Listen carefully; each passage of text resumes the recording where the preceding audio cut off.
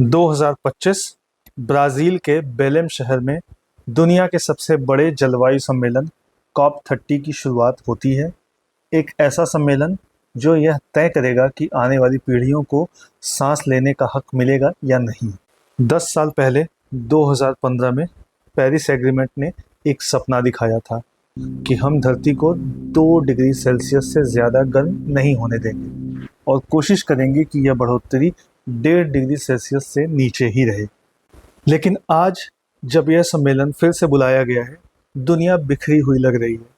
America पीछे हट चुका है, यूरोप संघर्ष कर रहा है और डेवलपिंग देशों पर दबाव बढ़ता जा रहा है। क्या COP30 एक नए युग की शुरुआत होगी या फिर यह इतिहास में सिर्फ एक और खोया हुआ मौका बनकर रह जाएगा? आइए समझते हैं इस बार ब्राज़ील की धरती पर हो रहे इस सम्मेलन का मतलब, मकसद और महत्व।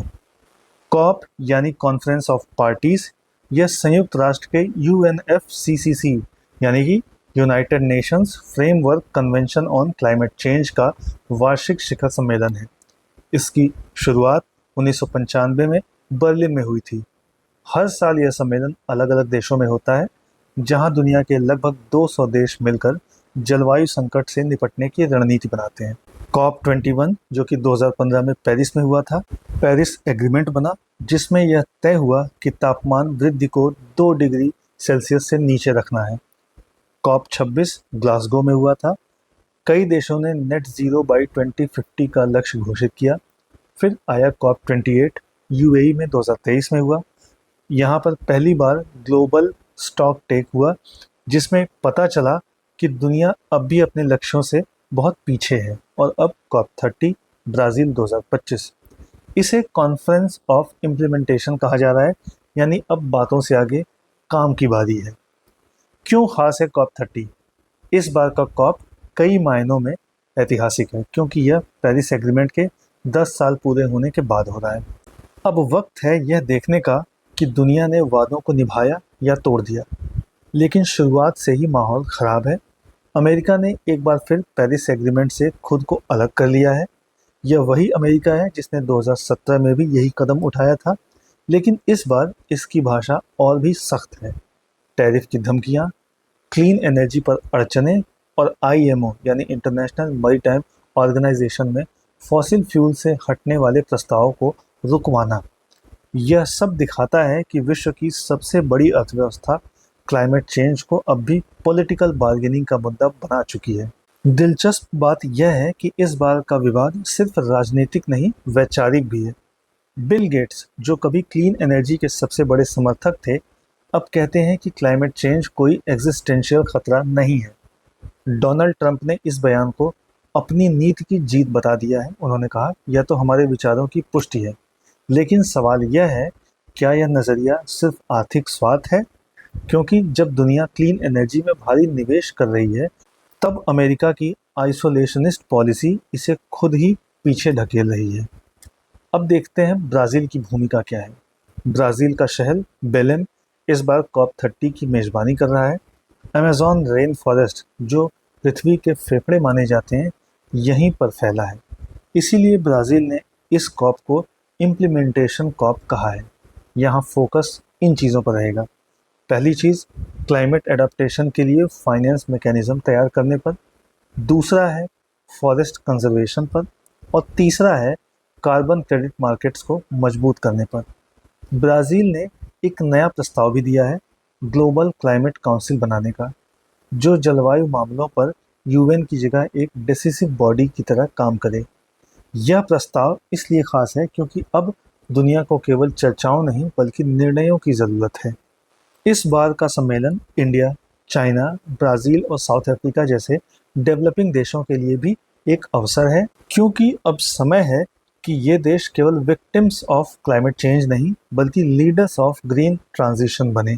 इंडिया ने पहले ही green hydrogen mission, solar alliance और नेट ज़ीरो बाई 2070 का लक्ष्य तय किया है, लेकिन अब ज़रूरत है कि भारत अपने फाइनेंशियल कंट्रीब्यूशन और टेक्नोलॉजी शेयरिंग के मामलों में थोड़ी और लीडरशिप दिखाए।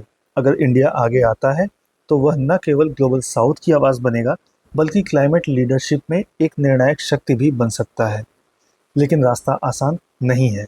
हर कॉप की तरह इस बार भी मतभेद होंगे।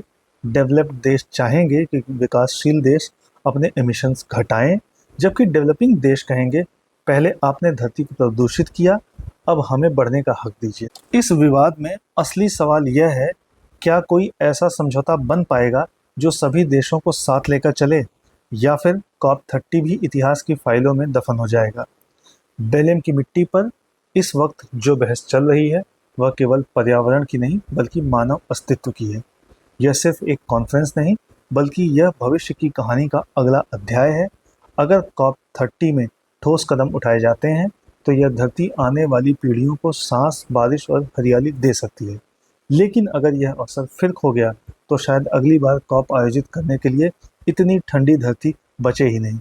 भारत के लिए यह समय है एक जिम्मेदार, साहसी और विजनरी देश की तरह आगे आने का, क्योंकि अगर दुनिया को बचाना है तो टॉक्स नहीं, ट्रांसफॉर्मेशंस करने होंगे।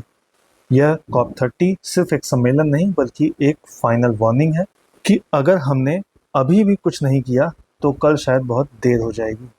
अब आखिरी में इस पूरे इश्यू पर 5 MCQs देख लेते हैं। पहला क्वेश्चन है, where is the 30th edition of the conference of parties being held. जो 30वीं कॉप है वो कहाँ पर हो रही है।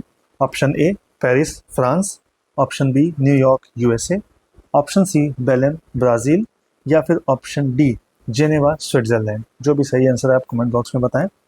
दूसरा क्वेश्चन है, what is the main focus of COP30 as declared by the Brazil presidency. इस बार की प्रेसिडेंसी ब्राज़ील के पास है, तो COP30 में मेन फोकस किस पर होगा।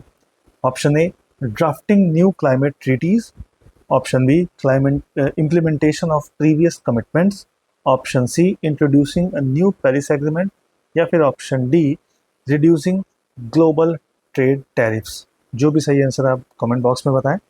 तीसरा क्वेश्चन है, which major country has again withdrawn from the Paris agreement during COP30। कौन अभी पेरिस एग्रीमेंट से विड्रॉ कर लिया है। Option A China, option B USA, option C India, या फिर ऑप्शन डी रशिया। सही आंसर आप कमेंट बॉक्स में बताएं। अगला क्वेश्चन है, चौथा question, which of the following is a new proposal introduced by Brazil during COP30। COP30 के दौरान ब्राज़ील की तरफ से नया प्रपोजल क्या आया है। Option A global stock take report, option B green hydrogen mission, option C creation of a global climate council, या फिर option D global emission tax. जो भी सही आंसर है आप कमेंट बॉक्स में बताएं। और अब आखिरी पांचवा question, what year marked the signing of the historic Paris agreement. Paris agreement कब साइन किया गया था। Option A 1992, option B 2005, option C 2015, या फिर ऑप्शन डी 2020। जो भी सही आंसर आप कमेंट बॉक्स में बताएं। वीडियो अच्छा लगा तो लाइक, शेयर और कमेंट करें। इसी तरह के और भी अपडेट्स जानने के लिए सब्सक्राइब करें एजलेसनेस।